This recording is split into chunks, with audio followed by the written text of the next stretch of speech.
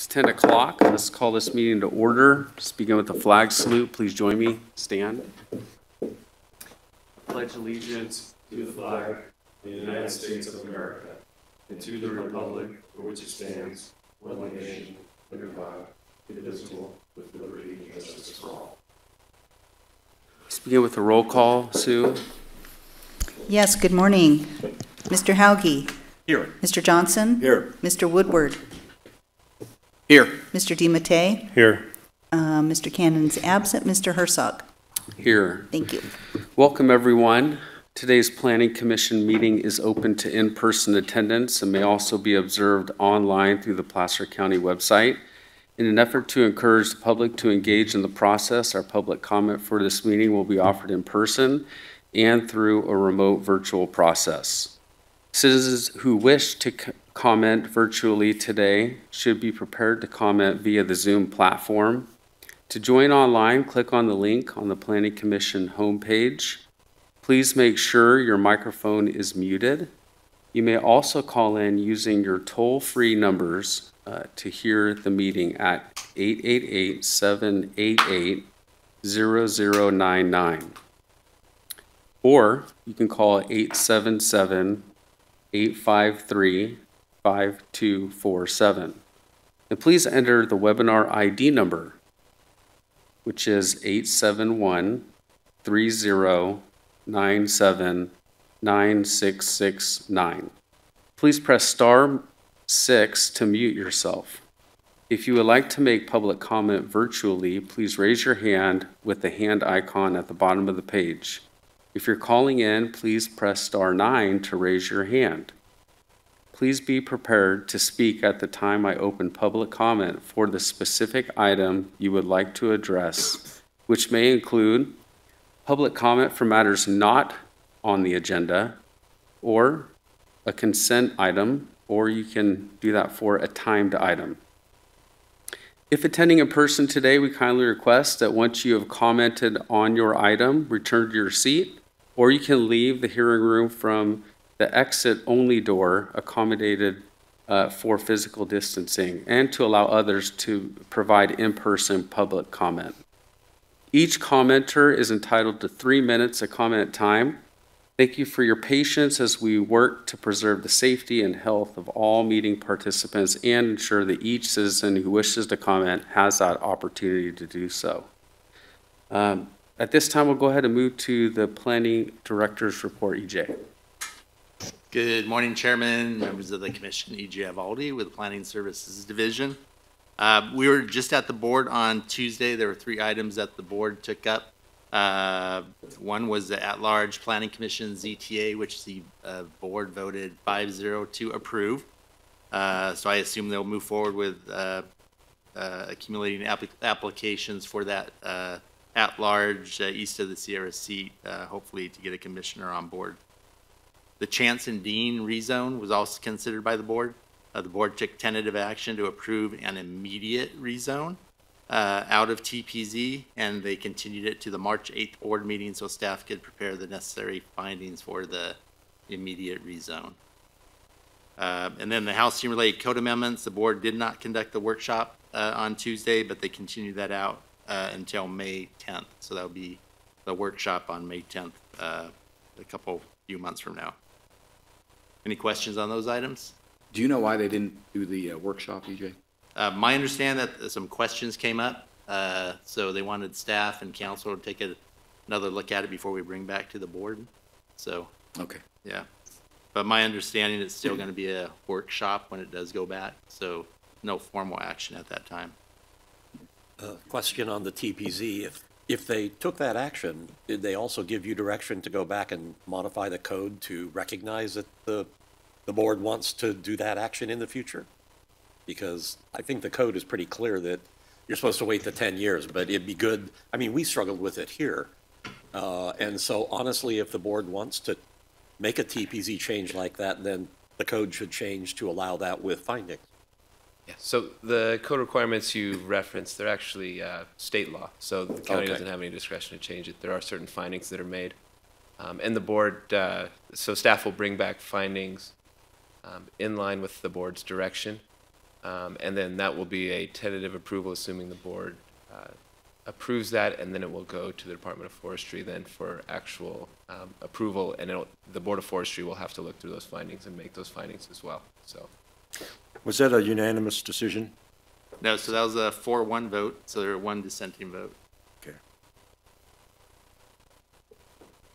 Okay.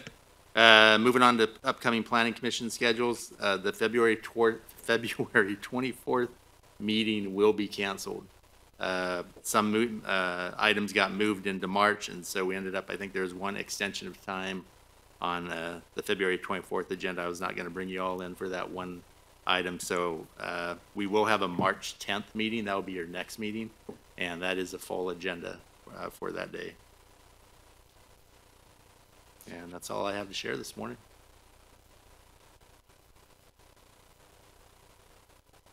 All right. Thank you, EJ. I'm now going to open public comment for any matters not on the Planning Commission agenda. Anyone in the public? Anyone online? No. Okay. Go ahead and close public comment for items not on the agenda. We'll now move to the consent agenda items. Would any commissioners like to pull any items from the consent agenda? No, but just one quick comment. This one that is associated with an extension, I'm going to talk a little bit at the workshop about this. It's a 2006 approval, right? So I just wanted to mention that, and that way it'll be fresh in people's minds when that time comes up. Okay. So you don't, to be clear, you don't want to pull it. Okay. Anyone from the public wish to pull a consent agenda item? Okay, no one polling items. I think we can move to approve those. I'll move to approve the consent item. I'll second that. First and a second, we'll go ahead and do a roll call vote for that. I have a first from Mr. Hauge, a second from Mr. DiMattei, and a vote for Mr. Hauge, please. Yes. Mr. Johnson? Yes. Mr. Woodward? Yes. Mr. DiMattei? Yes. Mr. Herzog? Yes. Thank you.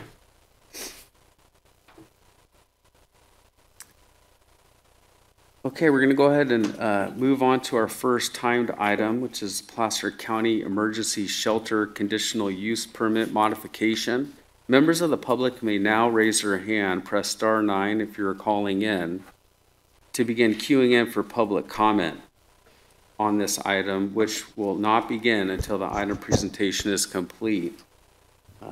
Callie Kendricker Cecil, our senior planner, will present this item. Good morning, Commissioners. My name is Callie Kettinger Cecil, Senior Planner of the Planning Services Division. The item before you this morning is a request from the Placer County Executive Office to modify an existing conditional use permit for the North Auburn Homeless Shelter in order to extend services for an additional 5 years. The shelter is located in the southern portion of the Placer County Government Center, shown here in red. It's located north of Atwood Road, east of Richardson Drive, and just between E and F Avenues. The zoning of the site is heavy commercial, combining design corridor and combining airport overflight, and the shelter is right about there. Here we have the site plan, and the shelter building is shown outlined in red. The building consists of an approximately 16,137 square foot building with a courtyard outdoors that's about 8,211 square feet. The shelter includes a dining area and classroom, reception area for residents, restrooms with showers for men and women, lockers, laundry room, staff administration and storage areas, and an outdoor mobile kitchen that's located on the southern portion down here of the site. The outdoor courtyards are secured behind fences and gates that can be controlled and monitored, and security cameras are installed that are monitored by staff. Existing land uses include professional offices, medical and industrial offices, and storage facilities. Residential and school uses are approximately 500 to 1,000 feet from the project site, and the Health and Human Services Adult System of Care is about 1,000 feet from the shelter, And they provide services for the public, including mental health services, substance abuse, and other medical and counseling services. A public bus stop is approximately 700 feet from the shelter. Next, I will get into the project description. The shelter operates 24 hours a day, 7 days per week, and has a capacity for 100 men and women, not including staff. The shelter provides services to homeless adults who are residents of Placer County, with priority given to folks who are from the Auburn area. The shelter provides people for a place to sleep, meals, restrooms, laundry services, in addition to support services with the ultimate goal of transitioning people to permanent housing. The residents are assigned a case manager, and they receive referrals or are enrolled in programs for mental health, substance abuse treatment, medical care, legal assistance, and job training. The permit term of the shelter is 5 years. As I noted earlier, the applicant is the Placer County Executive Office, and they are requesting to modify the existing use permit to extend the use of the shelter for an additional 5 years. The shelter was initially approved by the Board of Supervisors on May 9th, 2017, and the existing use permit expires on May 9th of this year. If this modification is approved, the shelter would continue to operate until May 9th, 2027. No changes to the shelter or shelter operations are proposed. For a little bit of project history, the Board of Supervisors approved a temporary conditional use permit in February 2015 to allow for the establishment of a temporary emergency shelter. This conditional use permit was extended for 1 year through an extension of time. In 2017, the Board of Supervisors adopted an ordinance to amend county code in order to allow emergency shelters as an allowable use in the industrial park, and heavy commercial zone districts with approval of a conditional use permit. On May 9th, 2017, the Board of Supervisors approved the conditional use permit for an emergency shelter on the government center to provide services to homeless individuals. The Placer County General Plan Housing Element Update was adopted by the board last May and includes policies for assisting, supporting nonprofit organizations that provide shelter and services to homeless persons, and the goal of continuing to support shelter programs, including consideration of funding programs developed through interjurisdictional cooperation. Emergency shelters are an allowed use in the heavy commercial zone district with a conditional use permit. The use is compatible with surrounding uses, and services for this population have been provided at the government center for over 20 years. A neighborhood relations plan, security plan, homeless community liaison plan, and feedback protocols have been established in order to further minimize potential impacts to surrounding uses.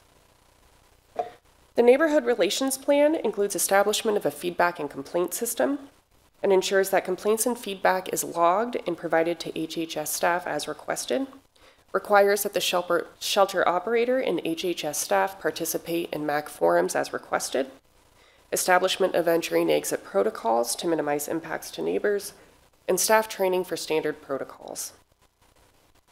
Feedback resources include email and phone number, as well as a web page on the HHS website that's shown here. This information is available on the web page. I've included the URL here. But the easiest way to find this information is by simply searching Placer County Homeless Shelter in a web browser. It's the first result that comes up. I'd also like to note that there's a homeless resource helpline that's been provided for people who may be experiencing homelessness. So there's a lot of resources that have been established since the shelter was initially approved. In addition to the neighborhood relations plan, a security plan includes entry and egress lighting and cameras, intake procedures, a requirement for residents to adhere to rules of conduct that prohibit the use of drugs and alcohol, and also prohibits weapons from being in the shelter. It also establishes a homeless community liaison from the sheriff's office to patrol, document, track, and link individuals to services. This item was presented to the North Auburn Municipal Advisory Committee on January 11th. At that meeting, the MAC discussed that the shelter provides a necessary service in the community and is appropriately located in proximity to government services. The MAC took unanimous action to recommend approval of the conditional use permit modification to the Planning Commission. Staff recommends that your commission make the following 2 recommendations to the Board of Supervisors. The first is to find the conditional use permit modification categorically exempt from the California Environmental Quality Act pursuant to Class 1 existing facilities. And the second recommendation is to approve the conditional use permit modification for a maximum of 5 years, subject to the conditions of approval contained in the staff report. This concludes my presentation. I'm available for any questions you may have. We also have staff from the CEO's office, HHS, and the Gathering Inn, should you have questions for that staff as well. Thank you. Okay, thanks, Callie. Let's start with questions for staff from the commission. A question, how successful has this program been? You said the goal was to get people transition from homelessness into housing. How successful in numbers, percentages? Yeah, I'll have HHS staff. Hi, sorry, I had to unmute myself. I'm Amy Ellis. I'm with the Adult System of Care, and I know that Keith is also there in the room and could possibly speak to this even better, but I would say that my staff and the Gathering Inn staff and Sheriff's Department, we work together to find, to get them established on benefits. So we have, they get onto like SSI or find employment. They look for any vouchers that they might be qualified for. And we are able to successfully house a large percentage of those who are actively participating in all of the programs and the options that are presented to them. As for an exact number of what the flow is of that and the how many are housed out of that program, I don't have that data today. But if Keith could speak to that, that would be great.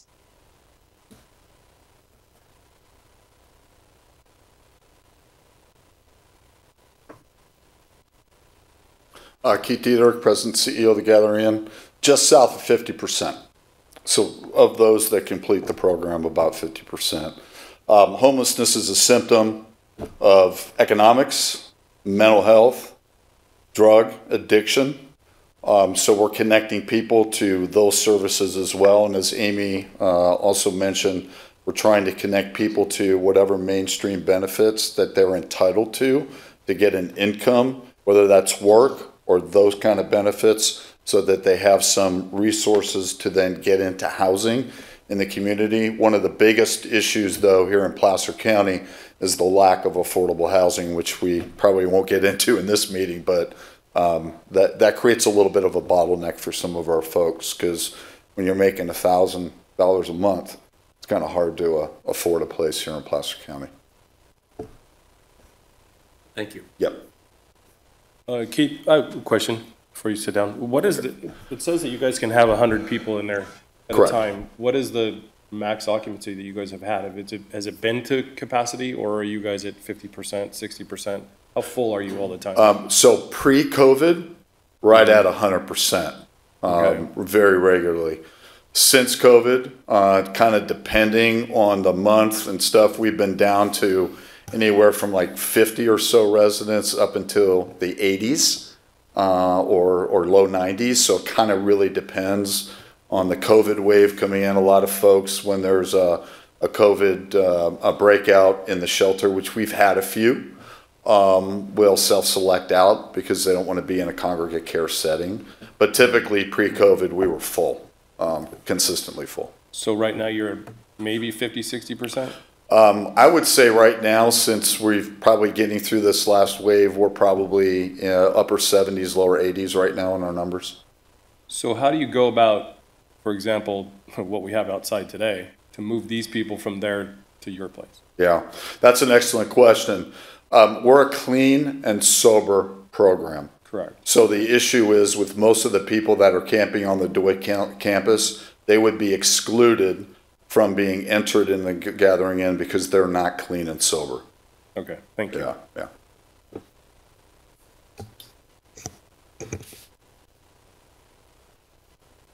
Any other commissioners? Okay, we also have the applicant. Did anyone with the applicant want to speak? Make a comment? Hi, good morning. Sarah Poindexter with the County Executive Office. No, major comments to make other than our goal here is just to continue these critical services to the homeless individuals that are utilizing the shelter today. There are no other changes that are being proposed other than just an extension of time. Okay. Questions for Sarah? I mean, I have one. Is this part of like the long-term plan? Is this a piece of that for the county? There is. The county is part of an ad hoc committee of, a regional group that are looking into these issues. They've just completed the first phase of that, and they are about ready to bring forward recommendations, and then there would be a second phase to follow. So it is part of the grander picture. Okay. Actually, a question. If this is a long-term, why are we doing this in increments rather than just approving the conditional use permit? Is there a reason that? I think that there's still just a lot to be done with the study for other alternatives into the future. And so in the meantime, we don't want to disrupt this, but we don't know yet what the grander plan is. Okay. What's the time frame, do you think, for that? The first phase of recommendations is coming out now and is under review, so that should be released shortly. And then the second phase will begin in March. Okay, thank you. March. Okay. I think we're good at this point. We might call you back. Thank you. We'll go ahead and open it up for public comment. Do we have a list of people or? Yeah, no list today. Okay. Know this, I'm a homeowner right over here on Bell Road.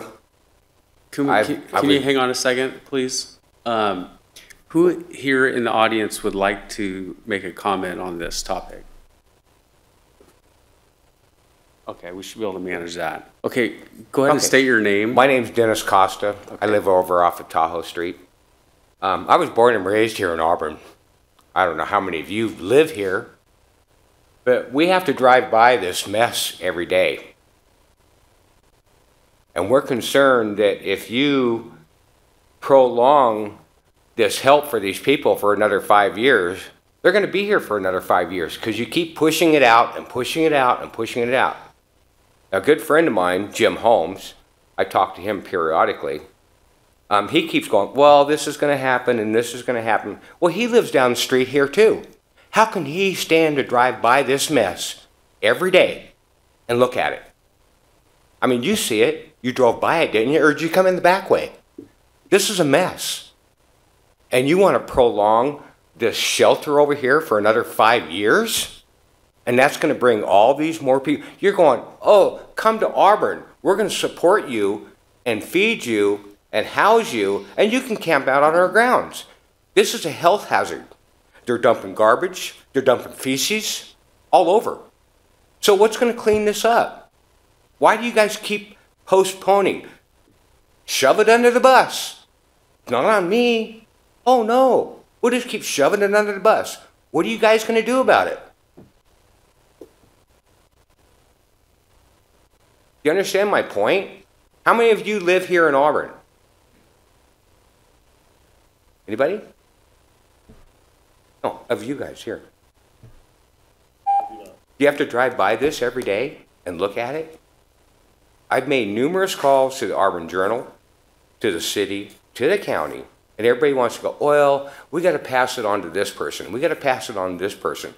Well, that person passed it on to somebody else that doesn't even care. I'm getting tired of driving by and looking at it.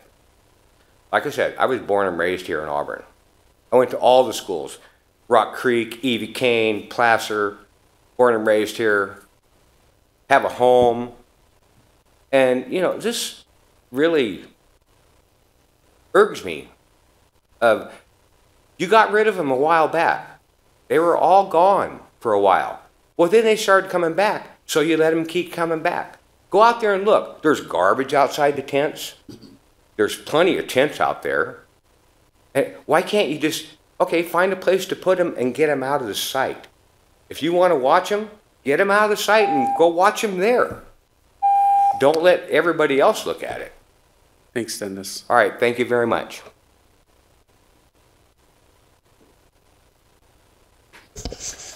Good morning, Chairman Herzog, Commissioners. I spoke before the Board of Supervisors on Tuesday on the issue that's right outside of your building, and I can just speak briefly on that, but I first want to say that I've lived here for 10 years within a very short distance of this facility. And so as I told the board, I said, I have witnessed the evolution or de-evolution, as it may apply to what's out here, of the homeless issue in this area. And the only bright spot I can point to you in the last 10 years is this homeless shelter. In 2015 and the first couple of years, it had a very difficult start because of the service company that was managing it. But it has changed drastically since the Gathering Inn has taken over. I want to give Keith and his staff a lot of credit for just making a tremendous change. I would call this not a shelter, I would call it a transition center, because that's what they're actually doing. That's what shelters should be doing, is getting people, giving them the opportunity to establish their lives in a more normal basis than living the way that they have been. And so it gives them, the county has tremendous resources to help the homeless. And it's certainly, it's a tough issue for people who have addiction or mental issues to deal with. But the county is doing everything they can to help these people. I will tell you, this issue out here, I just provided some information that's going to be in the Auburn Journal this weekend. The lieutenant sheriff spoke on Tuesday about this issue out here. They're in contact with each one of the people that are there. There's about 70 of them, probably a little over 70. 95% of them do not want any services from the county. They're offered services, nope, not interested. And only 30% of them are Placer County residents. So I'm all for us spending our precious tax dollars, our resources, for local people in Placer County who need a hand up. I will tell you that the sheriff said that some of the people there, somebody just arrived from Tennessee, and there's somebody from Seattle. They're from all over the country. It's an amazing network that the homeless have in communicating to each other. And there's been a perceived welcome mat out here, and it needs to get pulled up. No question about it. But the issue before you today is a real straightforward one. I want to encourage you to support it. It's the right thing to do for our community. It's the right thing for North Auburn. And I want to commend again the Gathering Inn and the tremendous work that they're doing. Thank you. Thanks, Wayne. There was someone else, I think, in the public. Do I have people online? Hi, my name is Sunday Kennedy, and I'm just here because I got a letter saying that you wanted to continue this homeless shelter. I'm just a concerned citizen. I moved to Auburn a little over 30 years ago.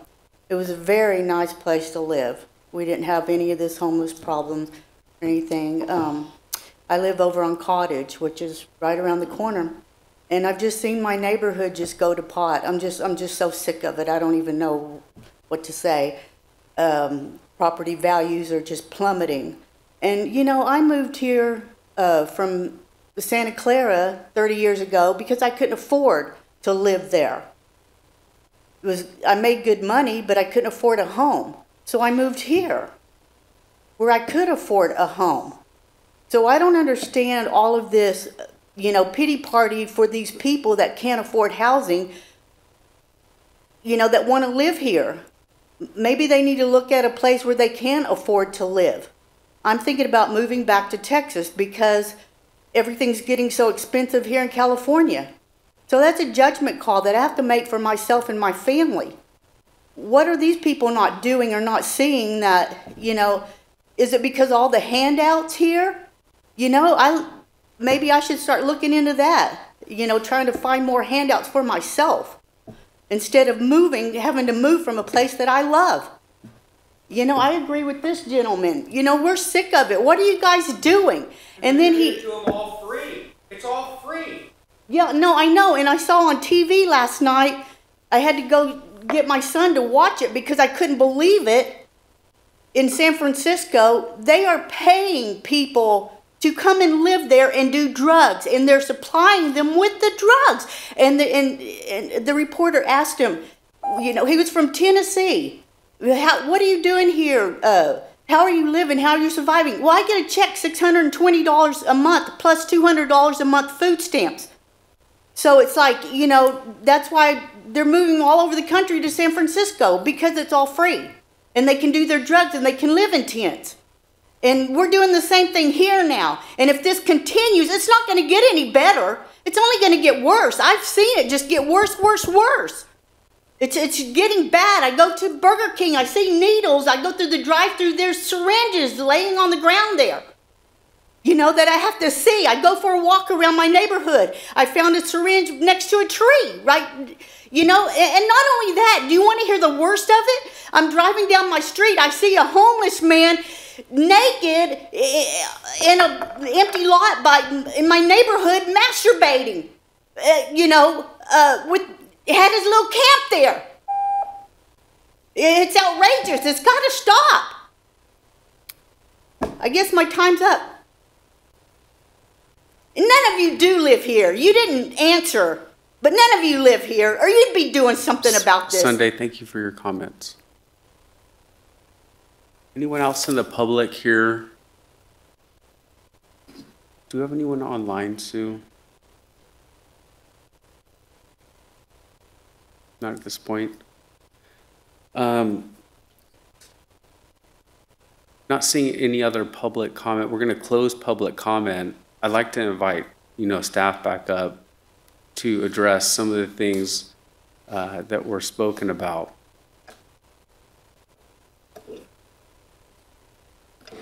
So as noted in the staff report, if this conditional use permit is not extended for an additional 5 years, that would have an immediate impact not only on the community that rely on those services, but on the surrounding land uses as well. As Mr. Nader pointed out, in 2015, the homeless situation was different than what we're seeing now. And what I mean by that is the shelter didn't have the same protocols and standards that it did.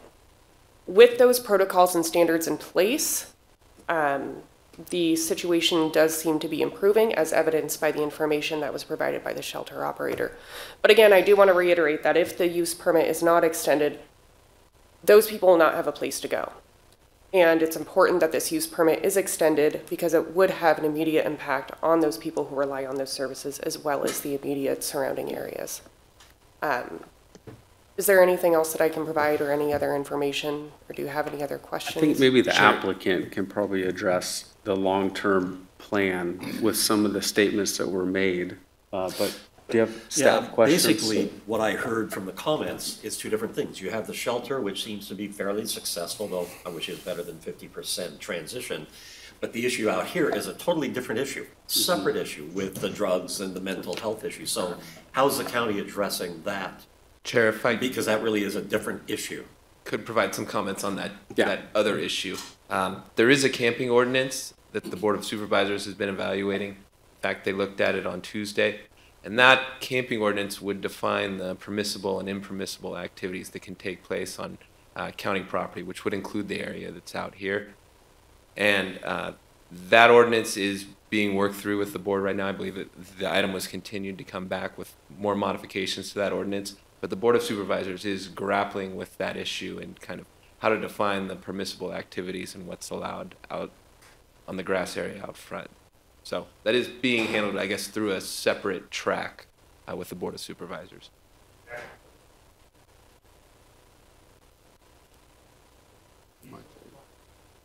Or they push it out for a better month. Did you have any other questions, comments? Do you have? Just following on what Clayton said is, besides this ordinance, what are, there's a population out there that needs to be addressed. And I know you're saying that there should be a plan coming out any day now and then a longer term plan in March. But can you give us any insight into what that short term plan is? I'm going to defer to either CEO or HHS staff to provide a more thorough answer. But I think for this commission, as we have this discussion, there's really two separate issues. You have the shelter, and then you have the camping, and to me, those are two different issues. But I think the comments were dealing with the camping. So And good morning again. The initial phase is still under review, so those details have not been released yet. So unfortunately, I don't have much information to give as far as the initial recommendations because they have not been finalized yet. Sarah, we understand why the public is concerned with this topic.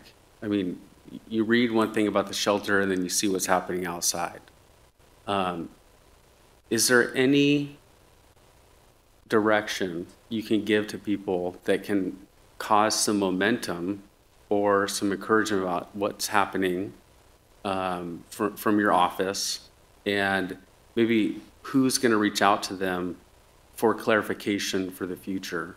Seems like there's just been a little bit of confusion about how do we communicate the needs, the situation that's happening with the public, with real graphic incidents, and it doesn't seem like that's getting across to the public. Yes, I think as Clayton mentioned, the camping ordinance that will be coming before the board on March 8th is one component of that would address the issue here on the campus. Additionally, beyond that, again, it's tough because I can't speak to the recommendations that are coming out of the ad hoc committee's study, but I know that community meetings are being planned at this moment. Dates have not been set yet to address some of these issues with the community. So compliance right now with the current situation, compliance issues, they use law enforcement? Is that maybe the most direct? Correct, and maybe I could turn it to Amy Ellis at this point Okay. to talk a little bit about that. Yeah, so thanks. Sorry I tried to jump in a little early, but I agree that we can't really speak to the future recommendations. However, historically and currently, there are efforts happening we have the homeless liaison team that is a group with law enforcement and health and human services staff that go out and outreach to the individuals to offer services. We have, over the years, tried to develop a variety of treatment resources for individuals to help to be able to help rehabilitate those who are willing to accept treatment and help and continue to add capacity and more and to streamline that. I think that there's ordinances that have passed and other strategies that we've used historically. That's why you'll see an increase in the problem and then it gets better for a while and then an increase in the problem. It's really hard to speak to any one thing that causes that.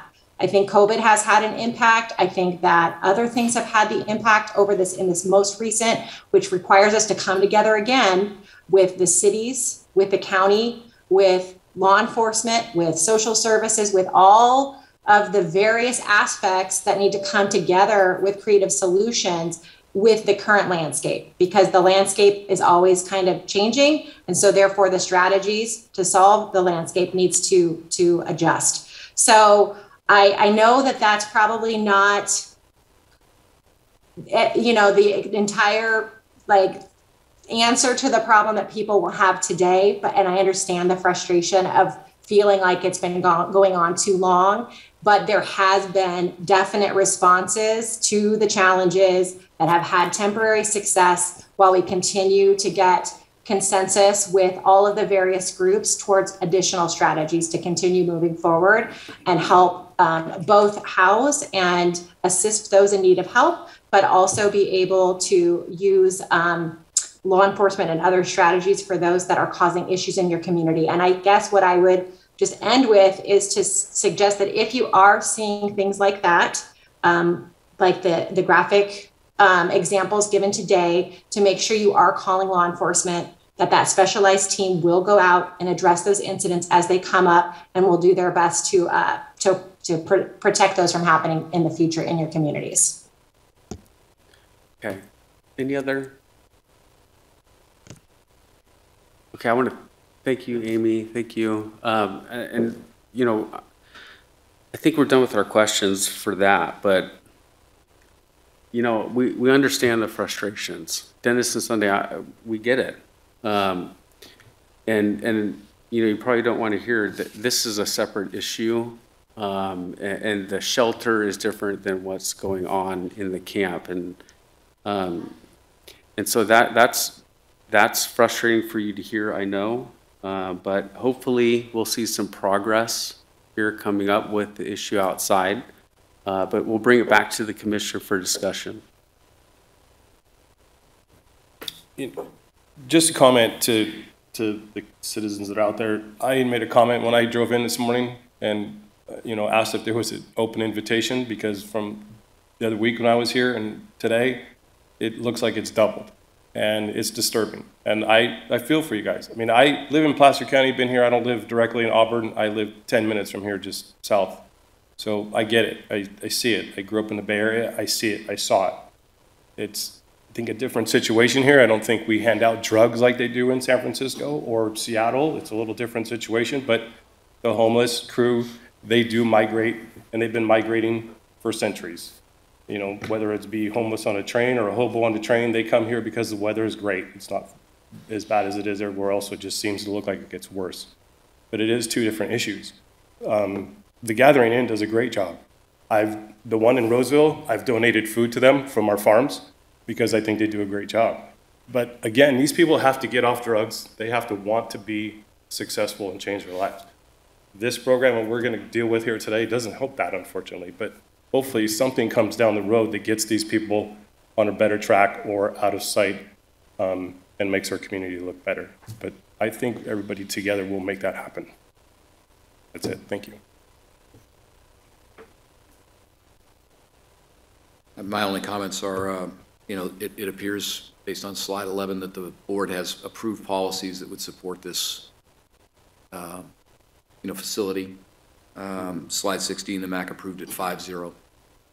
And so, those are two, I think, pretty compelling arguments. And I think, frankly, if we didn't approve this extension, we would just make the problem worse right away.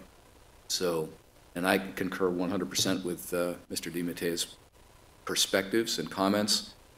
We hear you. There are limits to what we can do here, but certainly the supervisors have more authority. So I would direct some of those perspectives to the supervisors as well, and perhaps they can help a little faster than we might be able to, for sure.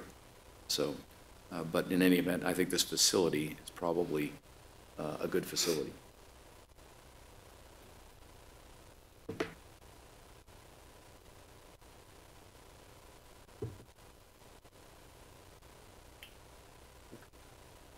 You just need to cut down on the free stuff. We can move to an approval. We can move to a motion. We're at that stage. So we can move to a motion. I'll make a motion to find the proposed conditional use permit modification as categorically exempt from environmental review, CEQA guidelines, section 15301, County Code Chapter 18, section 1836030. Second. Chair, if I could, these these recommendations are recommendations to the board of supervisors. I'm sorry. Yep. Didn't read that, but it is a recommendation to the board. Second. First and a second, let's do a roll call vote. Yes, thank you. I have a first from Mr. Hauge, a second from Mr. Woodward. Is that correct? Yes. So a vote from Mr. Hauge? Yes. Mr. Johnson? Yes. Mr. Woodward? Yes. Mr. DiMattei? Yes. Mr. Herzog? Yes. Thank you. All right, and again, understanding the frustration in this community, don't blame you. And I'm hoping that the county comes forward with their potential resolutions for what's happening with the camping in a quick manner. But I do think the Gathering Inn is doing what it needs to do, and I think the problem would be worse if we don't extend this. So my recommendation to the board is to approve the conditional use permit modification, PLN 21-00572, for a maximum of 5 years, subject to the findings and conditions of approval contained in the staff report. Second. First and a second, roll call vote. Yes, I have a first from Mr. Hauge, a second from Mr. Woodward. Vote for Mr. Hauge, please. Yes. Mr. Johnson? Yes. Mr. Woodward? Yes. Mr. DiMattei? Yes. Mr. Herzog? Yes. Thank you. Okay, we're going to move on to our second timed item, the Senate Bill 9, SB 9, which is informational item. Members of the public may now raise their hand, press star 9. If you are calling in to begin queuing in for public comment on this item, which will not begin until the item presentation is complete. Devin McNally, Housing Associate Planner, and Bennett Smithhart, Planning Associate Planner, will be presenting this item. Good morning, Commissioners. My name is Devin McNally. I'm with the Community Development Resource Agency, and I'll be speaking today about the county's implementation of Senate Bill 9. So a little bit about it. Senate Bill 9 changes California state law, specifically in this case allowing by right staff review of two specific actions. This is allowing 2 primary dwelling units on 1 parcel and a 2-parcel land division, what they call an urban lot split, on parcels zoned residential single family in urbanized areas as defined by the U.S. Census. So the goal of the law was to provide multiple development options in these RS zoned areas that are defined as urban areas. What you can see in this graphic there is there's a number of different ways that these lots would now be able to develop under state law. And so that was the intention of the bill. So talking about it first, with urban lot splits, speaking with the county, we have some ability to regulate that. For example, we can limit lot splits in very high fire hazard areas. We can also require conformance with objective health and safety standards. There is a minimum lot size of 1,200 square feet, and these splits must be proportional. So they need to be at least 60-40, the idea being that these are 2 resultant lots that are of similar size. There are a number of things that we are limited in our ability to condition. This includes the correction of non-conforming zoning conditions, any right-of-way dedications, and then as well as the construction of off-site improvements. However, we can require access to the right-of-way. We can require easements for public services and facilities, and then we can also require off-street parking of up to 1 space per unit. So this is a quick example. We'll likely see very different examples as they come in, but this is an example of how some of these lots can split. Some of them will go straight down the middle. Others will use different types to access the roadway, so you'll see different flag lot configurations. It will really depend on each parcel size, and as we get applications, we'll be able to kind of typify that response. So where will this take place? So areas afforded SB 9 lot split or 2-unit development are urbanized area. So in this map, the areas in yellow are urbanized areas as defined by the U.S. Census. Now this is the 2010 census. They have not released the updated 2020 urban areas, so we expect those to grow slightly. However, this is what it is at the moment. You can see most of them are centered kind of around our incorporated cities. So Roseville, Rockland, Lincoln, Auburn. You can also see in the red with the hatch is our very high fire hazard areas. That's where we can limit those urban lot splits. So most of the areas north of Auburn are contained within those. I will say East Placer, most of East Placer is in a very high fire hazard area or is part of the Tahoe Regional Planning Area, which is separate and has very separate subdivision rules that currently SB 9 does not apply to. So this is a breakdown of the parcels that are afforded SB 9 consideration. As you can see, most of those parcels are located within the Granite Bay Community Plan and the Auburn-Bowman Community Plan. That makes up about 3/4 of the parcels for a total of about a little under 13,000 parcels. Of those, most are developed. Only a little over 500 are currently vacant at the moment and would be splittable.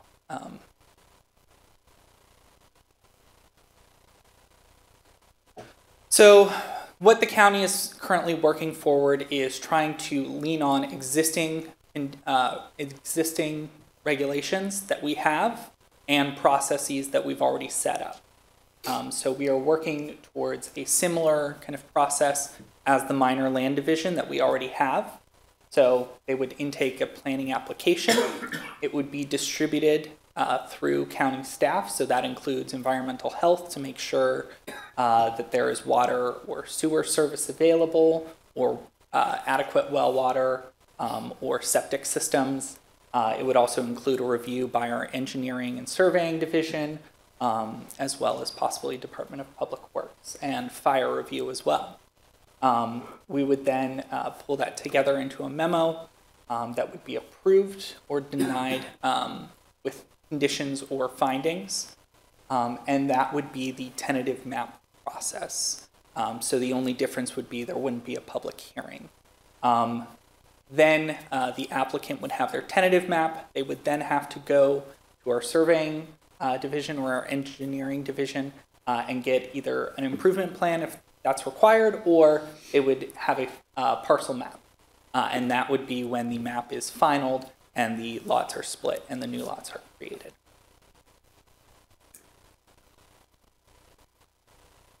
So regarding 2-unit developments, there's a number of different typologies that could be possible. These could be duplexes, so one structure with 2 units contained within. They could be townhouses, so a condo map, or they could even be separate single-family dwelling units. They're still required to meet objective building standards and development standards, so our building code would still apply. They would have to be fire safe and meet all of our current requirements, but the state law allows for them to be at least 800 square feet. So there would be, if it's a smaller lot size or different conditions, we would have to possibly relax standards to allow them to get to 1,600 square feet of building area. We would also, duplexes would be covered by the multifamily and mixed use design manual if it's adopted. So that would be kind of another layer on in addition to our current codes. So we still have some outstanding questions. As applications come in, we're hoping to kind of further refine and build out our regulatory efforts. So specifically about which conditions we can apply. So what improvements can we require of these developments if they're on-site versus, what's off-site versus on-site. So pulling sewer over is one example of where that falls. Specifically, there's a question about ADUs with 2-unit developments. So currently under our existing code, you could get 2 units as well as an ADU. SB 9 does allow us to not allow an ADU if you have 2 single-family dwelling units. How should we treat these in the code? Right now, a 2-unit development, it would be multifamily. Does that require us to possibly create a separate land use? And then specifically around now that there's a smaller minimum lot area, how do we handle that in our code? So where we're at is we've currently developed some public outreach materials. You can see on the right of the screen there is a lot split step list that lists out how do you draw a parcel map, what kind of information are required, how to reach out to your water and sewer provider regarding this, and lays out the process there. We also have a county website now that lays out some of the requirements regarding SB 9. We're currently underway updating Chapter 16 that we're hoping to bring forward in the next few months to create an SB 9 land division section. So that would tie back and make sure to lay out and kind of specifically call out the objective standards. Right now we just have our minor land division, so we would just want to tighten that up. We're also in the process of considering changes to Chapter 17 in the design manual.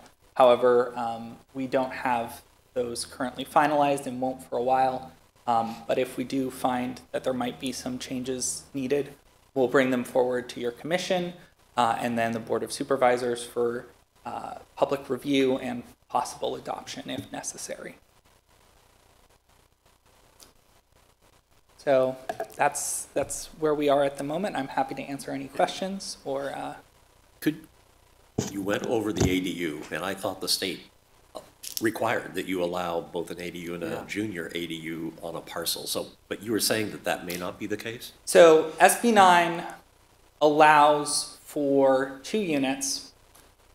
It is up to a jurisdiction and the to decide if the ADU is allowed if the parcel already has 2 single-family units on it.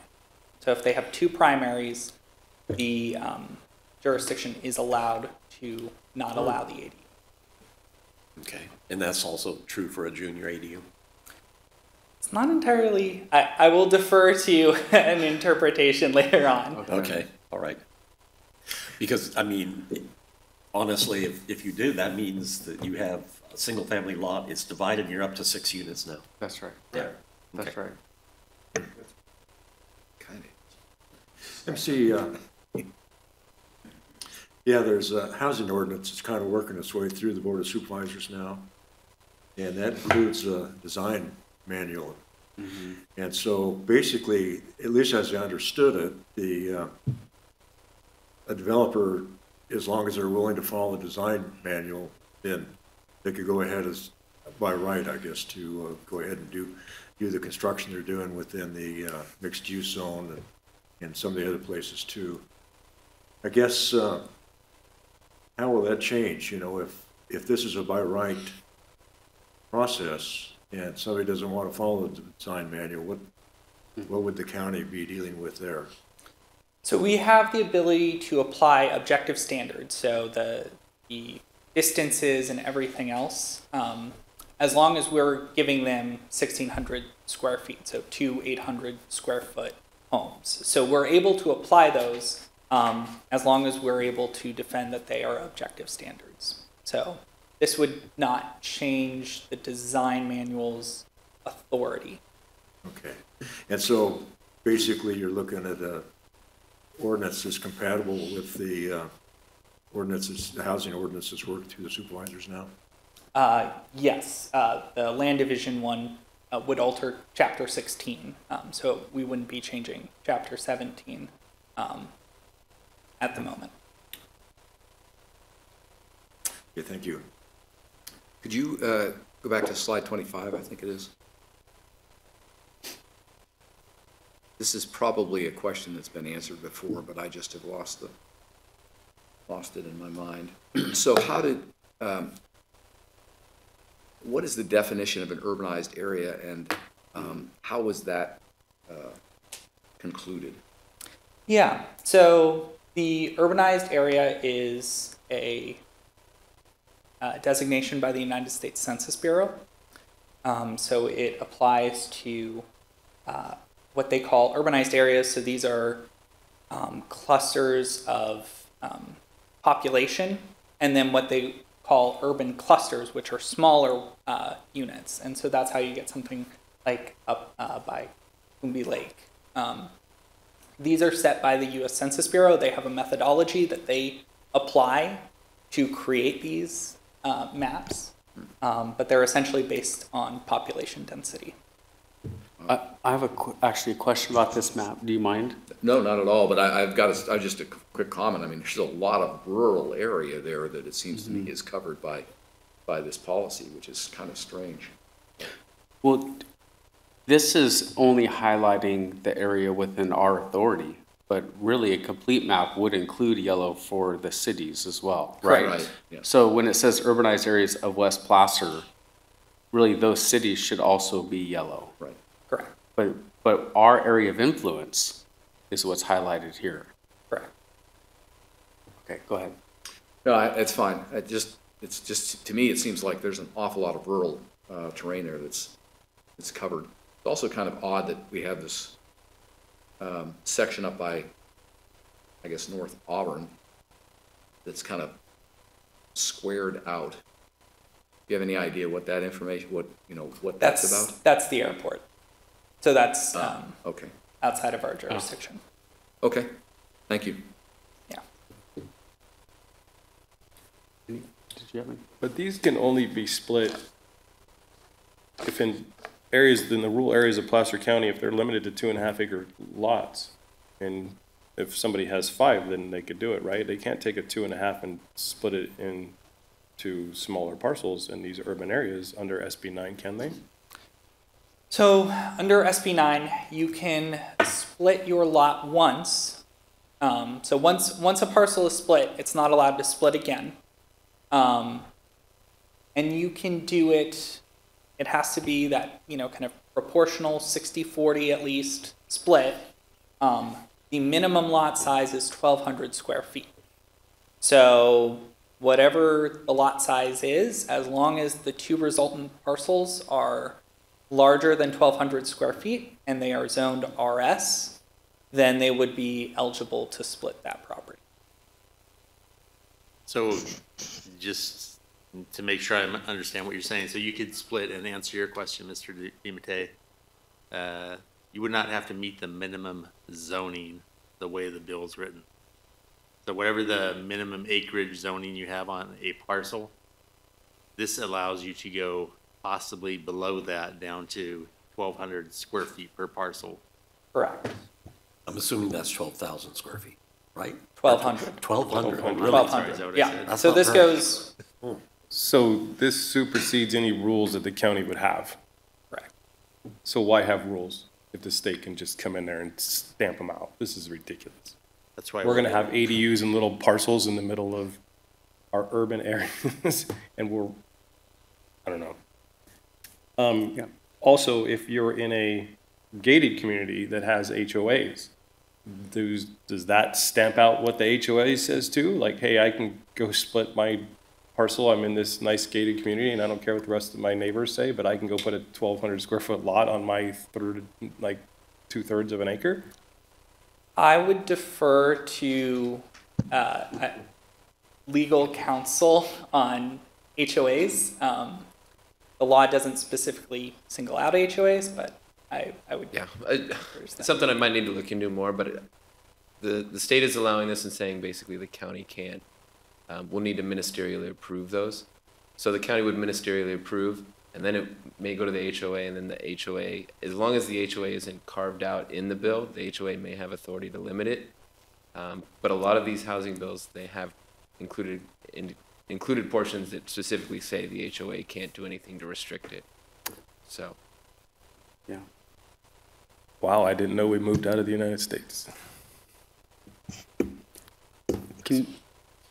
Were you finished? No, are you done? I'm done. Can you go to slide 28? Yeah. I just want to ask a question I think that the public might ask, but let's take that duplex on the top, for example. If this already exists, then that can be split into 2 separate lots, even though it's one structure. So it depends. I will say it has to meet, fire could condition, hey, this is, you need this gap or something like that, but yes. So that one structure can be technically on 2 different lots. And they share a wall, there's no setback requirement for that lot. And this is all ministerial. Yes. Okay. Another question that we've dealt with is, let's say, and I'm not sure about the size of these lots in our rural areas, but let's say bad water's discovered in a portion of the lot, poor water, poor quality of water, but they can still build a home there. So we can deny a lot split based on objective public health and safety standards. Good. So potable water that, meets environmental health standards would still be required. And then just one more question that I'm thinking. Were any of these lots in the county that are considered to be urban on septic? Yes.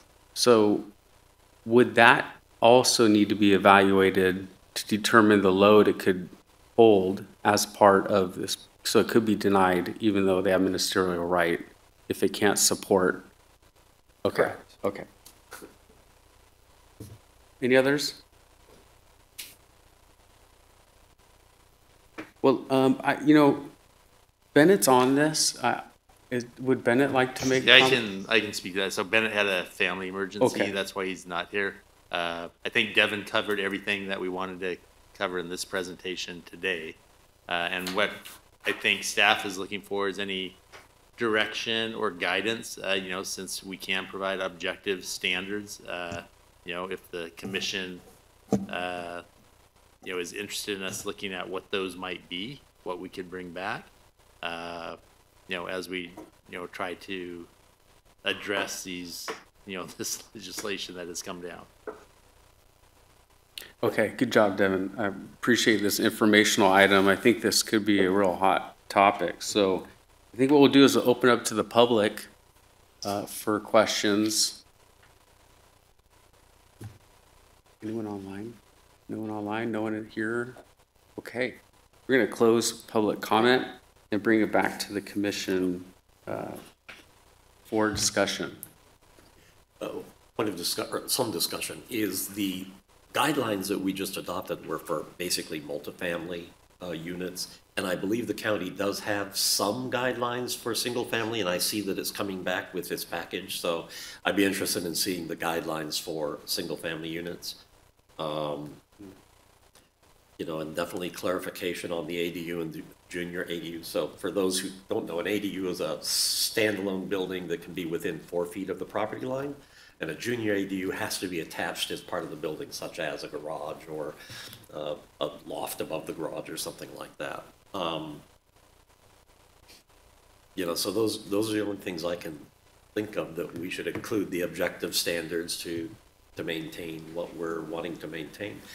I will tell you from 2 communities I work in, getting one of these splits is really hard. It's not as simple as it appears, given all the requirements that the jurisdictions can have over, you know, the health and safety of the parcel. So it's kind of amazing how many people have applied and they can't qualify. So it's not as easy as it seems. If I could address EJ's point, though, you know, I guess you suggested that we might provide some thoughts. I would suggest that perhaps we ask you for thoughts. In other words, we ask the staff who's, you know, much closer to this issue and has a much broader, I think, perspective in terms of what the potential problems could be for the county, to provide some, you know, provide a talk to us about, hey, look, we've looked at SB 9, we've kind of thought about what the potential consequences could be to some of these communities, and here are some suggestions that are within the purview of the commission and potentially the board that might be helpful to both, you know, foster development, but at the same time do it in a responsible way. I can tell you that, I mean, I'd love to answer your question. I have no idea. You know, now, Anders offered a couple of possible points, but there may be a lot out there that we're missing here that we could perhaps, you know, render an opinion on if we were led in the right direction. That was just a thought. Yeah, and you know, we're happy to come back and bring more information regarding, you know, the development standards that they would be subject to, our existing guidelines and plans that they would have to comply with.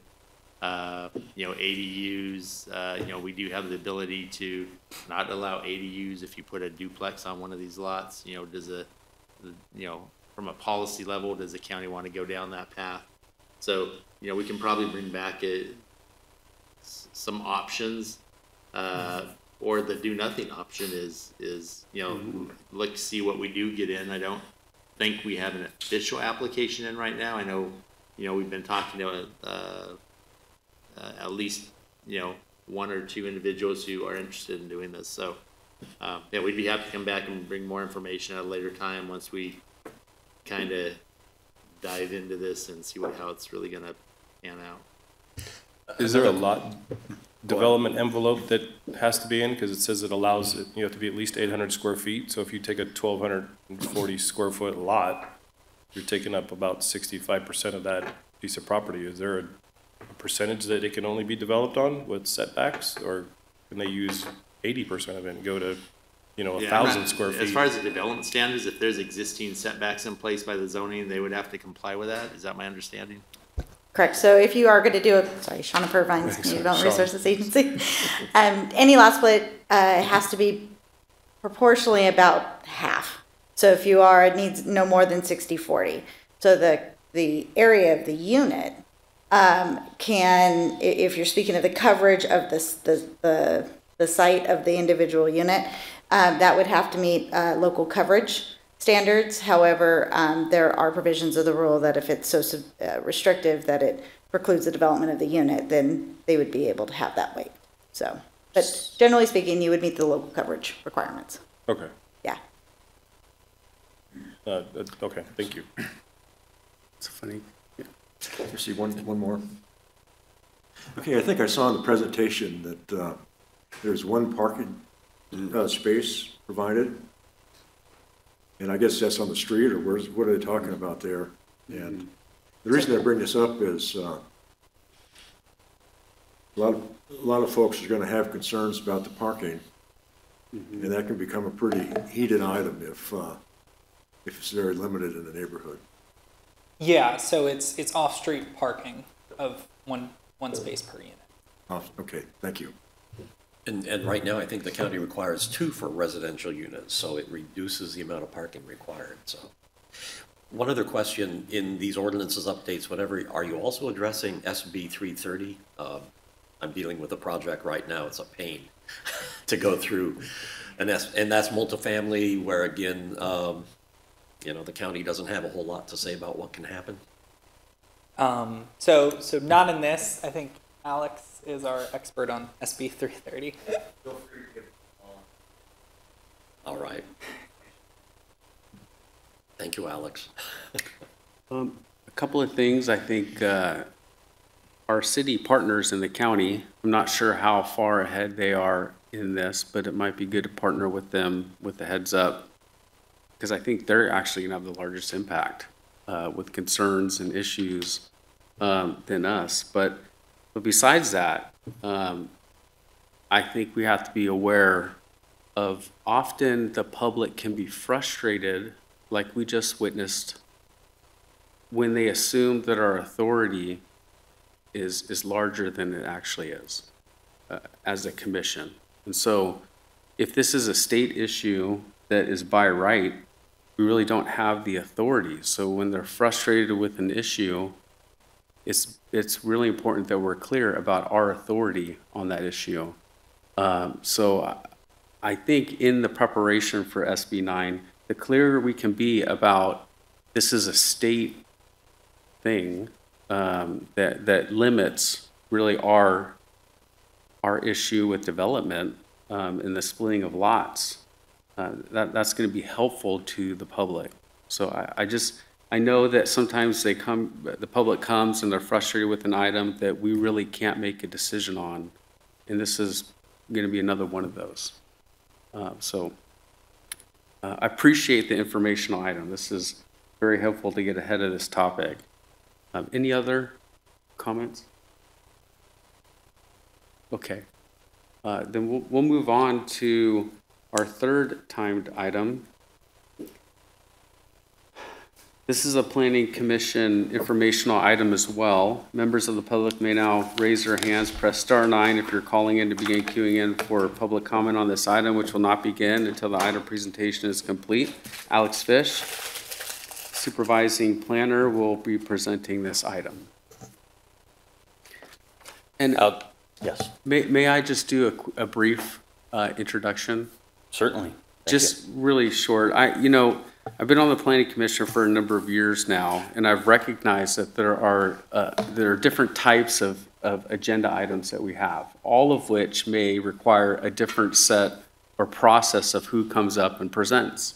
And I think it's good if we all have an understanding and clarity about those types of meetings. So EJ and I were discussing those, and he thought Alex would be just a wonderful person to present this to us. So we're trying to build, this will be short, but an understanding of the types of things we'll see and the structure that will go in place for that agenda item. Okay. Thank you, Chairman Herzog. Good morning, members of the Commission. My name is Alex Fish with the Planning Services Division, and You did cover a little bit of the ground, and not to bore you all with the details, I am going to cover a lot of information, or some information that is already familiar to your commission, and that is for the benefit of all the folks that we have joined with us today, so that everybody has an equal orientation as to the issues. And so the purpose, as you said, is to receive an informational presentation on the Planning Commission's responsibility and authority as established under the state law and county code. So that authority is originally derived from the state code under section 65101, which says a board or council may establish one or more commissions, specifically planning commissions, and that if they choose to do so, that commission must consist of at least 5 members and must serve in the general public interest. In the case of Placer County, obviously we have a 7-member commission, and those, your commissioners, are appointed as representatives, each from one supervisorial district plus 2 at-large commissioners that may be elected, or rather put up for nomination by any board member. One of those members must reside part-time at least east of the Sierra Crest and part-time west of the Sierra Crest, and that's maybe not official yet, but I think we did have an action on that yesterday. The Planning Commission is authorized to perform the duties and functions that are assigned to it under primarily Chapter 17 of the County Code, but there are other chapters of the County Code as well. And actually, when I was looking into this the other day, I found that there are some 60 to perhaps 70 discrete references in County Code to the Planning Commission's authority and area of responsibility.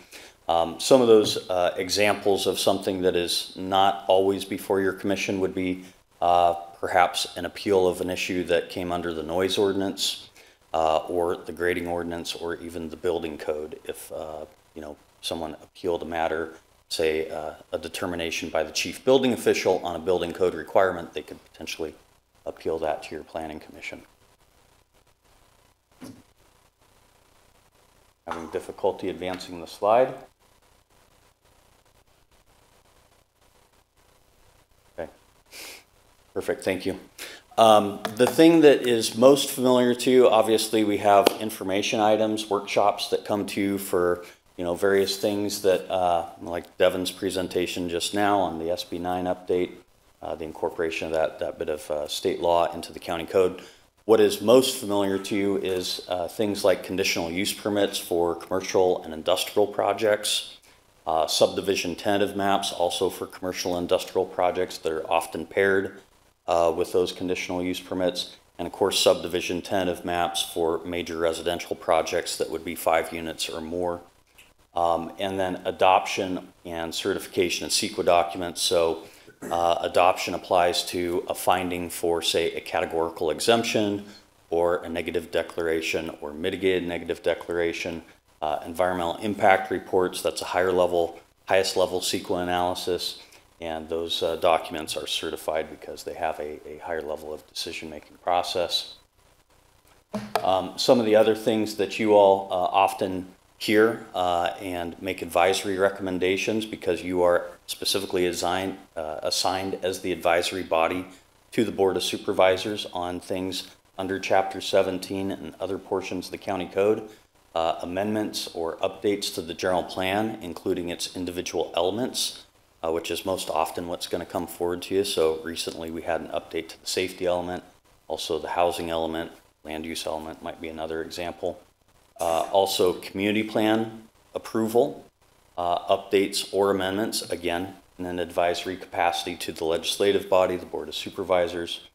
Plan amendments or rezone actions initiated either by the county, as is becoming more frequent, often as a consequence of things that are happening at the state level that we have to be responsive to, or by a private party on behalf of a project entitlement or some other interest that they may have. Obviously, you do all often deal in specific plans and specific plan amendments, zoning text amendments, extensions of time come before your board nearly every meeting, and other issues that may come as a consequence of an action that happened or was decided at a lower level, such as an appeal of a decision by the zoning administrator, parcel review committee, planning director, or some other county official. You may, from time to time, receive requests from the planning director for an interpretation of a portion of county code. That is also part of Chapter 17. And a lot of the references that we had actually when I was looking at all the different locations where the Planning Commission's authority is specifically cited in the county code, one of the ones that popped up most frequently, and I was a little bit surprised by it, but was its authority to review and make recommendations on development agreements. Other lesser known things or things that might not come before you as frequently, a Williams Snack contract cancellation. That does actually have a procedural requirement that it come before your commission. That would be the only time a Williams Snack would be before you. And same thing with a timberland production zone request for an immediate cancellation and rezone, or just a rollout and a rezoning action. So with that, I can stop talking now and turn it over to you all and answer any questions that you may have. Just one to add, Alex, nuisance abatements. I did not cover nuisance abatements. I know, but I you're missed quite that, right. but that is something that, on an annual basis, we may see one or two of those, but something else that falls under the jurisdiction of your commission. Okay, great. And then also, we can be directed as an additional committee as directed by the Board of Supervisors. And so like the, rezoning we had, we can have things pop up suddenly as directed, maybe part-time or in addition to what we do.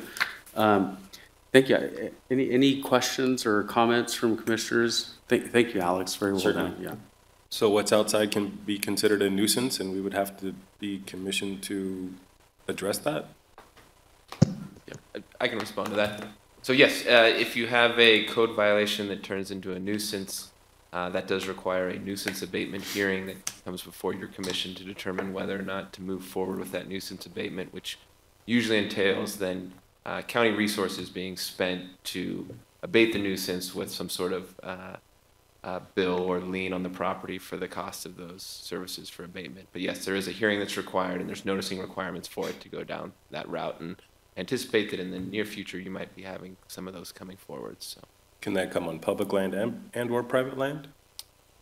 So if it's on public land, we would have control over it, so we wouldn't. So we would be able to eradicate the issue on our own. But on private land, we would not, without going through the nuisance abatement proceedings. That's what I thought. Thanks. So just one more to add. So the commission could also take action on revocation of permits, such as a use permit, if someone's not in compliance. In fact, I believe we have one that may be coming later this, in the next few months. But if someone's not in compliance with their conditions, and we've done everything we can to get them in compliance, we do have the ability to bring that before your commission to revocate that permit. Yeah, and one of those that occurred, I think, in the past couple of years was the Auburn Trap Club. We had a revocation of a permit.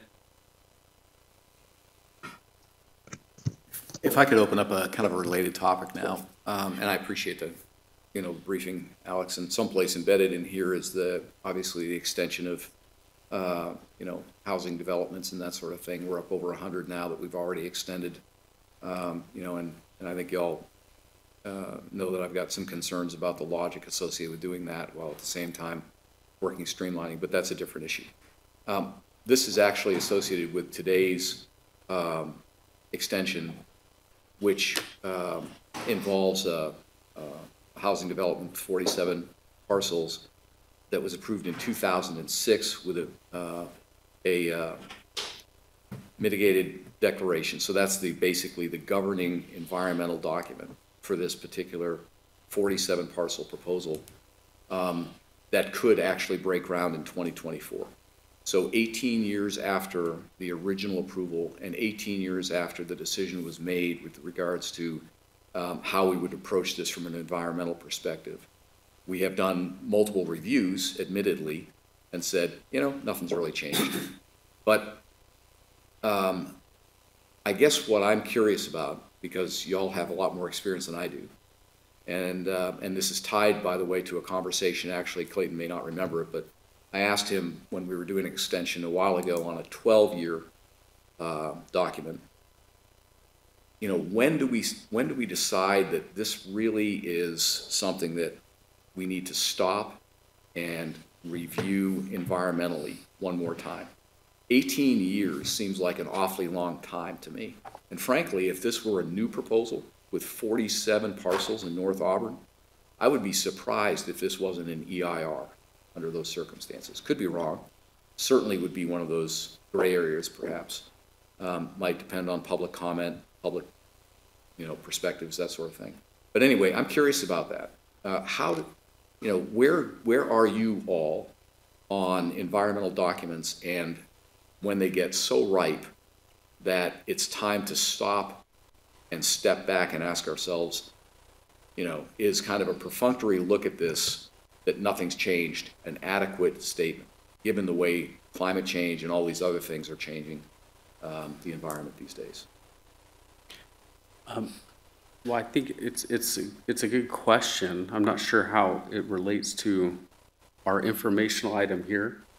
Well, right. So I had just for public perspective, I guess, I had a conversation with EJ on this.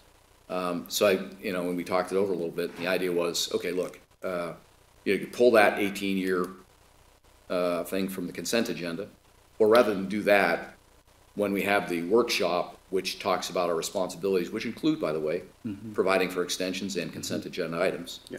That might be a good time to bring this up for comment. Yeah, I think one of the things that was complicating in this particular proposal was during the recession, the state of California gave automatic extensions, and so that's what's caused a lot of these to be expanded in time. And I think at the last meeting, I did ask a question, and the way it works now is they have about a 6-year period in which they have to meet the requirements of the conditional use permit in order to keep it in place. And normally, I would guess, and maybe our staff can clarify, but at any rate, as a commission, what we're looking at is if there's been any substantial change. And if the commission feels that there has been substantial change, then we can deal with it at that point. So that would be our authority, I think. Yeah. So I guess really I'm looking for your opinions, though. 18 years. Literally, this thing could break ground 18 years after the controlling environmental decision was made, which I agree has been reviewed over time. Because each time you do an extension, you know, and I agree, it's a, you know, we've had these mandatory extensions because of COVID, et cetera, but, you know, if this was a new proposal, I bet we'd have an EIR with this. We had the option today to pull it from consent and review the EA if we felt like there were substantial changes. Yeah, and if, I could probably provide some background here that may help or liven the discussion. So there's two separate topics that are kind of being discussed here. One is use permits and maps. They usually are approved, and then they have that 6-year extension of time that then each one of those extensions comes back before you, and you look to see whether conditions have changed, right? Then the state jumps in on those and says from time to time, oh, we're granting another year extension or 2-year extension or 18-month extension. And that supersedes whatever the county does. But in general, those have about a 9 to 10-year timeline on use permits and maps on the county side if you maximize all your extensions. So that's on the timelines that are set in maps and use permits. There is a separate discussion that occurs over environmental documents. And when you have an EIR or a negative declaration prepared, the analysis then goes, and there's a CEQA guidelines section on it, but basically you have to look at the impacts that are caused by the project, and specifically if there are changes to the project, if those affecting those impacts, if there's no changes and it's simply an extension of time, then you're looking to see if the conditions have changed to a point that the significance of those impacts has drastically changed, and now making another impact significant or more significant. So it becomes, under CEQA, it becomes a factual inquiry as to kind of have those circumstances changed, and that's why you see a lot of those approvals that come through that say, they come before your commission that talk about have the conditions changed or not, and that's a fact-specific inquiry. Now, when you do get kind of further out in time, as you keep going further out in time, that increases the probability that you have circumstances that are changing. The project stays the same, but you may have other circumstances in play that are changing things. And that's something that needs to be evaluated with an environmental document. Certainly when you get out to that kind of 18 years with an environmental document, that's, I think, the point when you're starting to look at that kind of more closely. Have things really changed in that time frame? And it's not just changed, but it is changed in a way that one of the impacts is now significantly changing. And so you have to look at those kind of each specific impacts. And a minor change in an impact is not anything that would modify things, but if you do have an impact that, and each one of these impacts has some sort of threshold or criteria as to kind of when you get to significant. If you start getting to that threshold of, oh, this is changing the significance, then it's time to prepare a new environmental document or a supplement or an addendum to that environmental document. So I would say hard and fast, there's not a kind of you can't look at each project and say, oh, 15 years, that means this one is no longer good. But certainly that amount of time does have an impact at things, and that means your eye is kind of a little more attuned to the fact that there may be issues out here on this, and it's worth kind of doing a further analysis to look to see if impacts have changed. So maybe real quick before we jump off again, if I could just add one additional characterization on this issue that I think really gets at the heart of what Commissioner Woodward's point is, and it's an important point.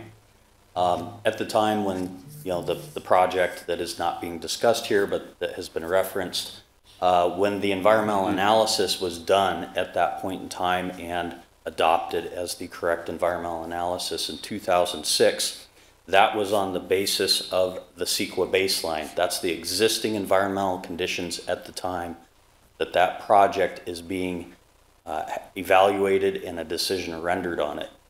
Once it's approved and that document is adopted or certified in the case of an EIR, that baseline for all future projects continues forward. So as an example, with that approved project with the adopted environmental document, even though that project does not physically exist today, there is an active approval for it.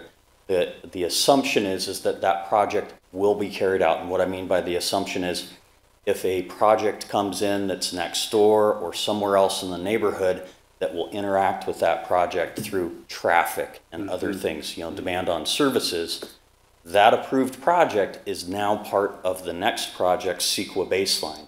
And that next project has to be evaluated in consideration that other approved project exists. So in the case of the one that was on the extension today, the assumption for any other project moving forward in this North Auburn area that is evaluating service impacts, traffic impacts, the other impacts that go into that, the assumption is those units are there, the trips from the single family homes are happening, the toilets are flushing, the water's going to the sewer, and those things are part of that analysis moving forward for this other project. So I hope that helps to clarify that issue a little bit. Well, and actually, sorry, I brought up one other topic that I think is worth noting, especially on CEQA. There are things that courts look at that are included in the guidelines in terms of different topics that evolve over time. Greenhouse gas is one of them. Fire impacts is one of them. Just because there is another environmental requirement within CEQA that needs to be evaluated doesn't necessarily mean that project approved before those requirements were put in is no longer valid. Greenhouse gas is one, but the big one that everyone talks about now is vehicle miles traveled, and that analysis. That analysis wasn't required 2-3 years ago, right? So those projects that were approved pre-VMT analysis are still good projects and are still fine to go forward. If a new project came in, it would have to analyze VMT, but just because those prior projects didn't analyze VMT doesn't mean that there is some sort of new environmental review that's needed. You have to look at the actual circumstances that have changed. And it may be that a new VMT analysis is needed if, in fact, there's some kind of circumstances that have changed or the project's changing in a manner that's increasing trips or increasing travel. But assuming the project stays the same, then that means that VMT analysis is not needed. That project has already been cleared and is good to proceed. Listen, I'm not going to dwell on this too much longer, except to say this. First of all, that was an interesting point, obviously, from Clayton as well, but Alex, I had no idea that was the case. It makes me wonder if we're truly getting that level of analysis from staff. I presume we are. You are. Okay, so when another proposal comes forward, hey, this thing is out there, it hasn't been developed yet, but by God, it's could be. So that's interesting. Okay, but so here's the thing for everybody, I guess. I will probably bore into these a little bit more than you would like in the future. I mean, if we literally, I get it, okay, we're legal. That's great. Everything comes forward, we're all legal.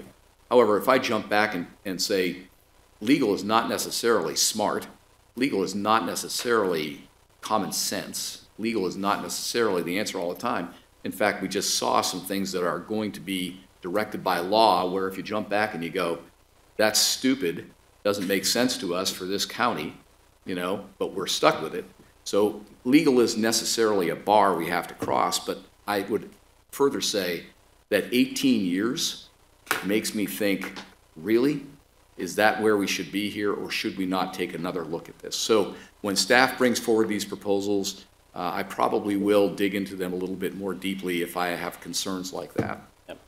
Because I'd like to be, I think we should get, as a matter of public record, real assurance from staff that, in fact, we've done this look, we have thoroughly analyzed it, and we believe this 2006 document and decision is not just legal, but it's sensible at this point in time. Okay, sounds good, Mr. Woodward. I appreciate your comments and the discussion. I think our role is really more. Yeah. Oh, yeah. Yeah.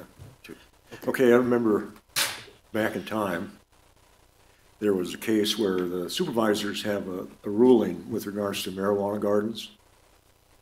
And we were asked at one time, and this may have changed, I don't know, we were asked at one time to set the penalty.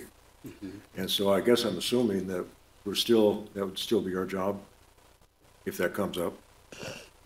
Yeah, so I may be off on this. I believe what you might be referencing is this body as a hearing body for if there are violations of the cannabis ordinance. And there was a discussion at one point whether or not this commission wanted to be that hearing body or whether we wanted to have an outside hearing officer. And I believe that the commission indicated that you would like to be that hearing body. So that is still in play. There haven't been any that have risen to that level of appeal through the process. So I believe you still are the hearing, but the appellate hearing body for that, much like you are many other actions taken by zoning administrators. Okay, thank you. Yeah, just a thought, and this especially for commissioners who don't know. The review of environmental documents has to be rigorous, and I'm just wondering, maybe we send out to the commission Appendix G, which is the guidelines that says these are the things you have to look at when a project comes through. So things like, do we have a new biological impact? Has a new plant moved into the area? Has a frog moved into the area? So a lot of the environmental things don't change, but I think, as Clayton was saying, traffic may be a change, noise may be a change, water quality may be a change. Cultural probably hasn't changed. Geology probably hasn't changed. Hydraulics probably haven't changed. So when you look at this environmental, it really is kind of narrow. And I'm thinking the Appendix G, which is lengthy, unfortunately, but that's what the staff has to go through to say, has this project changed? And making their determination. So that may be helpful for the commissioners to just see the rigorous nature that the staff has to go through when they come to us. That brings up a thought for me. So if this was set in stone, 18 years ago, and there's a project next door that just came into the development, into fruition, does this project have to have the miles traveled, considering that this is already being allowed, that these 47 lots are going to be here someday, but it's being extended? So if I go develop, or whoever goes and develops a piece of property next door with another 30 homes on it, does that environmental report take into consideration that this has already been approved and that those vehicle miles traveled will also be considered with this project that's already there? They're part of the background setting at that point. So they're part of the CEQA baseline, right? That use is existing, and it has to be taken into account when considering the incremental impact of the project next door that it may create on the environment, on the services that are required. Does that answer your question? Yeah, so this project that's been on the books for a while Right. would probably not have to come up to meet that. Correct. But the new one is gonna have to meet that and should take into or will it take into consideration what has already been approved? Yes. So maybe to his point that, yes, this can continue because it's already been part of a new law or, guideline of vehicle miles traveled, so. Yeah, I think to Clayton's point was really that, CEQA is a process that is constantly evolving, and it's often driven by case law and things that come out of that, but it's also driven by things that are happening at the legislature and with the various, ad hoc committees that they have that are made up of environmental professionals that are making recommendations on what needs to occur. That might be slight adjustments or changes in how the analyses are performed. And I know some of the environmental consultants that we work with, that I work with specifically, actually sit on those committees and do participate in that. And as you're absolutely correct. I mean, it's the process is dynamic, just as you're seeing here today with Devin's presentation on SB 9, right? Mm-hmm. Movement change is the norm, and the CEQA requirements, next year will not be exactly what they are this year. They will be very similar. They will include most of the same requirements, but there are updates. Some of them, most often they're incremental, they're small, they're slight adjustments. VMT is a big change in how we do transportation analysis, and so that's, I think, one of the prime examples. Clayton also mentioned the Global Warming Solutions Act of 2006. That was a big change when we had to start, looking at climate change and looking at that, on a project level basis for something that is a global issue, right? So those are the, small increments and sometimes large changes. Yeah, so I guess that was my ask, is this has already been considered, so it shouldn't change any environmental impacts on this project because it's already been considered with yes. the newer ones with the vehicle miles traveled. So. Like Clayton said, I think it really comes down to, by example, if let's say that we suddenly found that, there was a major lack of availability to treat water. That was, some issue that maybe that's something that we have to, but there would have to really be some major change typically in, some contribution that the project would be making to a service system or the environment that is different from the way it was analyzed when it was approved. That's really what we're talking about is it right. different from the way it was analyzed when it was approved? And then maybe you have to, and then you have to evaluate what is the increment of difference. Is it a minor increment, or is it something that grows to a point where you have to actually undertake a fresh analysis? Cool, thank you. That helps. Some of these, originally when I requested this presentation, I was anticipating staying pretty broad. We got into some details here, and I think we'll always need to clarify some pieces of our authority and the reality of what we're dealing with. So I just want to clarify, there's really five types of meetings or agenda items. And one is sometimes we're an approval body. We're approving an item. And that's going to create a certain a process for us with who presents and in what order and what we do at the end. And then we're an advisory body to the Board of Supervisors. Sometimes we make recommendations to the Board of Supervisors for them to make a decision on as an advisory. And then we deal with appeals. And when we have an appeal to something, that creates a different process. We also deal with nuisance abatements. We've had a few of those that have created a different scenario for us and how we go about our decisions. And then lastly, we have these extra pieces that can be added to our plate from the Board of Supervisors that directs what we do. Are those the five? Would you agree that those are kind of the five general areas? Yeah, I think you covered it. Okay, so I'm going to try to do a better job with helping identify which agenda item will fit within these categories so we know kind of our role and direct what we do. So thank you for your presentation. Appreciate it. We're going to call this meeting adjourned. But before you do that, I think we need to open this to public comment on this. Oh, yeah. Good call. Yeah, we didn't do that. if So there they is follow my anybody. process here. It's an informational item. So let's open to public comment. No one online.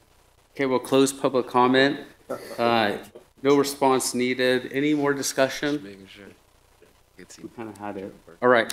Well, great job today, guys. Thank you, staff, for your presentation. We'll call this meeting adjourned.